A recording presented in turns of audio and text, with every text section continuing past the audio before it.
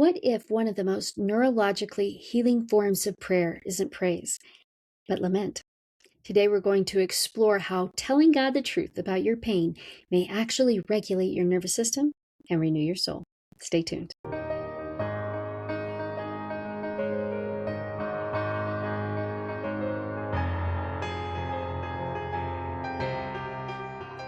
Sometimes a prayer of lament can be more healing than a prayer of praise.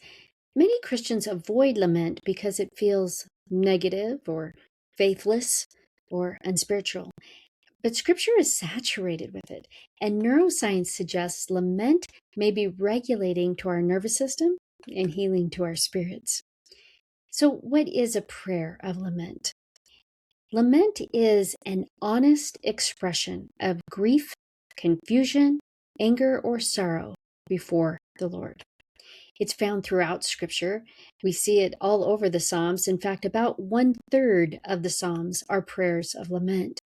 We see it show up in the book of Job, the book of Jeremiah, and Jesus himself prayed prayers of lament, including on the cross when he cited Psalm 22, my God, why have you forsaken me?" There are some key elements to a prayer of lament. It starts by addressing God, filing a complaint, petitioning him for help, and then it ends with an expression of trust. We'll come back to these elements, but first, let's discuss why Christians avoid lament. Some Christians avoid lament because of a fear of dishonoring God. Sometimes they might confuse suppression of emotions with holiness or spirituality or trust. There might be traumatic or abusive backgrounds in a believer's story where emotions felt unsafe. But it is important to note that suppressing our God-given emotions will never result in sanctification. If anything, it might actually block it.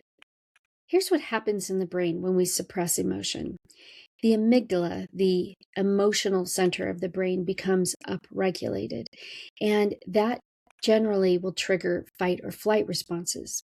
So then our sympathetic nervous system gets stuck in the on mode, and we have a lot more cortisol and other stress-related hormones on board. That chronic heightened nervous system state is then going to make it more difficult to rest or digest, and it's going to lead to other problems. There'll be reduced integration between the prefrontal cortex of the brain and the brain's limbic system. And that will make emotional regulation and stress management more difficult. But here's the truth. Research tells us that chronic suppression of an emotion actually intensifies it. It does not give us any resolution or healing. But praying a prayer of lament can be healing. Let's talk about what happens neurobiologically. The first thing that happens is as we label the emotion, as we're lamenting and pouring our hearts out before God, that emotion begins to lose some of its power. And that helps to quiet the limbic system, particularly that amygdala, and it upregulates the prefrontal cortex. Because the prefrontal cortex becomes upregulated, it helps us to think more clearly, feel less fragile, and feel less stressed. It also gives us access to empathy in our brain, not just for others, but in this instance, maybe even empathy for ourselves. And it will improve emotional regulation. Remember, to master an emotion, you have to name it. You have to name it to tame it. There is also something that happens in the relational processing part of the brain related to our attachment biology. As we address God, actually talking to Him, it will activate the attachment circuitry. This produces a cascade of neurotransmitters, including oxytocin, that will allow us to feel more calm and give us a sense of safety. I want you to remember that lamenting isn't venting into space. It is a safe expression of distress within our divine relationship.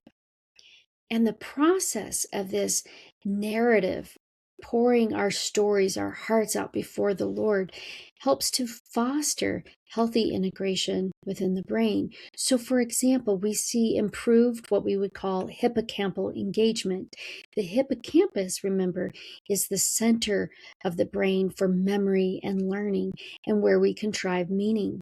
As we integrate pain into our story rather than pretending it's not there or leaving it out, and as we talk through the lament with God or even others, we're able to encode a more meaningful memory of the hurt that is less fragmented and from which we are less likely to get stuck. Remember that unprocessed pain stays sensory.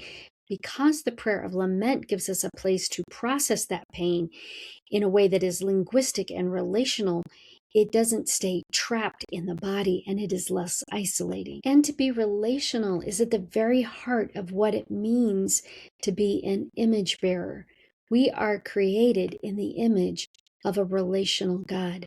And God created emotion, not to rule us, but to provide us with data points to direct us in our relationship with Him and with others. And God invites us to honesty, not to performance. This is what makes the prayer of lament so powerful. We get to be honest and authentic. This is reflected in the biblical Psalms, but I think of Psalm 31 and David, who says things like, I am forgotten like I was dead. And in one translation, I'm as useless as a broken pot. David recognized these honest conversations with the living God were not rebellion. They were a healing part of our covenant relationship. They were for him, and they can be for us too. And if you're tempted to suppress rather than lament, think of Jesus as the model of lament. In Gethsemane, his emotion was so great that he sweat drops of blood. I have been pretty stressed out, pretty broken and angry and hurt and sad, but never so much that I sweat drops of blood. He demonstrated real emotional transparency in his tremendous lament on the cross as he quoted Psalm 22, my God, why have you forsaken me? But he expressed that distress with complete trust in his Father. He did not suppress his anguish. He brought it into relationship with the Father. Now I want to give you some steps on how to practice a prayer of lament. Begin by addressing God directly. Call him by name. Then name what hurts and use specific language. I feel hurt, angry, sad, abandoned, frustrated. And tell God the emotional impact, just as David did. That language, I feel as useless as a broken pot, just resonates with me sometimes. Ventilate all of it. God is big enough to handle it. You can pour everything out on him, just as David did, just as Christ did. And finally, re-anchor in relationship with him as you recommit to him, just as David ended Psalm 31 with, be strong and let your heart take courage, all you who wait for the Lord. Remember that lament is not weak faith. It is honesty. It will deepen your connection to God. It will strengthen your resilience. Sometimes the most faithful thing we can do is to tell God the truth, and the truth will bring refreshment to our souls, renewal to our spirit, and regulation to our nervous system. I hope this has been helpful to you. Until next time, may the Lord bless you and keep you.